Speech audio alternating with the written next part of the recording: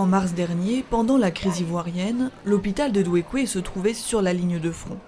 L'équipe, qui continuait tant bien que mal de faire fonctionner l'hôpital, fut témoin de cette violence. Il y a une dame même qui est morte là.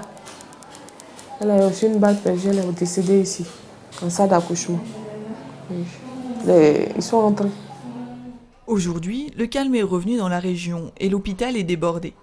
Les équipes MSF prennent en charge les urgences chirurgicales, notamment de nombreux accidents de la route, mais aussi la maternité, la pédiatrie et la médecine générale.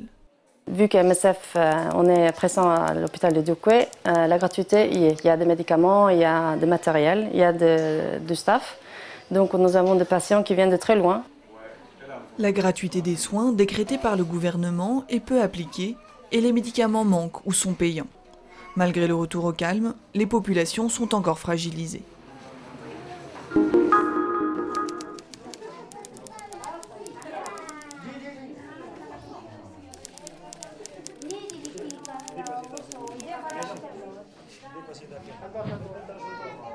Nous sommes dans l'hôpital pour femmes de Peshawar, au nord-ouest du Pakistan. Une structure 100% MSF, ouverte en mai dernier face au manque de personnel médical spécialisé. Cet hôpital de 30 lits fournit donc des soins gynéco-obstétriques d'urgence. Toutes ces patientes-là viennent de milieux sociaux défavorisés. Il peut s'agir de personnes qui sont tout simplement pauvres. Il peut s'agir de déplacés, de réfugiés. Et elles n'auraient probablement pas accès à ces soins de qualité et aussi de haut niveau s'il n'existait l'hôpital de MSF. Chirurgie, accouchement, consultation, hospitalisation. Ici, les soins sont gratuits et l'hôpital ouvert 24 heures sur 24 et 7 jours sur 7. MSF recrute essentiellement du personnel médical féminin, une contrainte pour les postes à pourvoir qui pourrait à terme entraver le projet.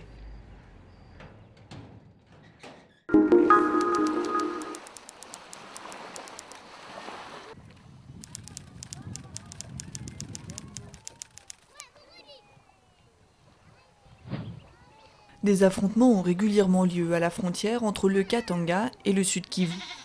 En décembre dernier, l'équipe MSF présente à Kalemi est donc intervenue pour faire face à l'afflux de déplacés chassés par les violences. Dans les camps, des milliers de personnes avaient besoin de soins médicaux et d'eau potable. L'objectif initial de la mission, c'était d'offrir une réponse médicale urgente à une population particulièrement fragilisée qui arrivait en nombre. Au début de la saison des pluies, avec une recrudescence du paludisme, une difficulté d'accès à la nourriture avec une malnutrition chez les enfants, mais aussi des maladies à potentiel épidémique telles que sont la rougeole ou le choléra. Ce sont des maladies que nous avons dû surveiller. Là, il est en hypoglycémie, tu vois, il est lourd. Fin août, après 6 mois de présence à l'ouest de Kalemi, MSF a réorienté son activité vers 2 nouveaux camps pour faire face à l'arrivée de nouveaux déplacés. Elle intervient aujourd'hui dans 2 centres de santé, à Tabakongo et à Mutoa, où elle a organisé une campagne de vaccination contre la rougeole. Elle a également mis en place un centre d'hospitalisation d'une 20aine de lits.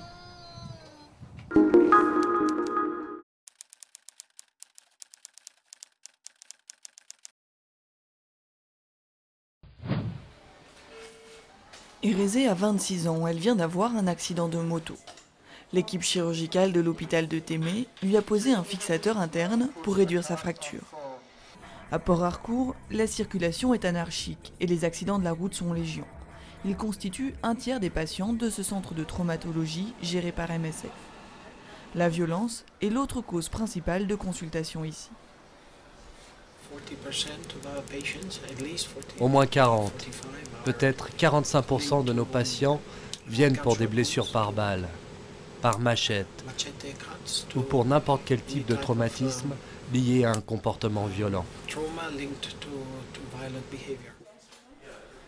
Composée de chirurgiens nigérians et expatriés, l'équipe travaille dans des conditions proches des standards occidentaux pour offrir des soins de qualité. Les actes de violence restent extrêmement nombreux ici, malgré la stabilisation du contexte politique et sécuritaire dans la région.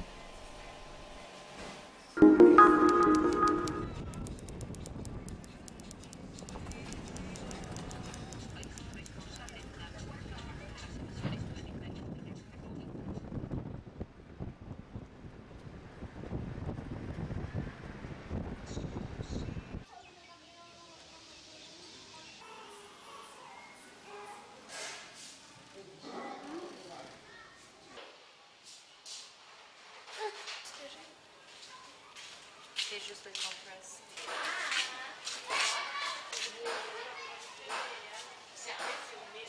Cette patiente, c'est un patient qui c'est un bon exemple qui qu'est-ce qu'il passe ici à Madagascar.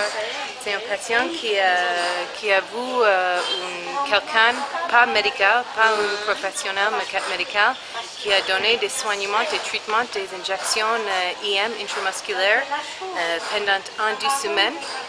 Et après, elle est tombée avec une abscesse à cause de les injections, parce que ce n'était pas vraiment de fait propre.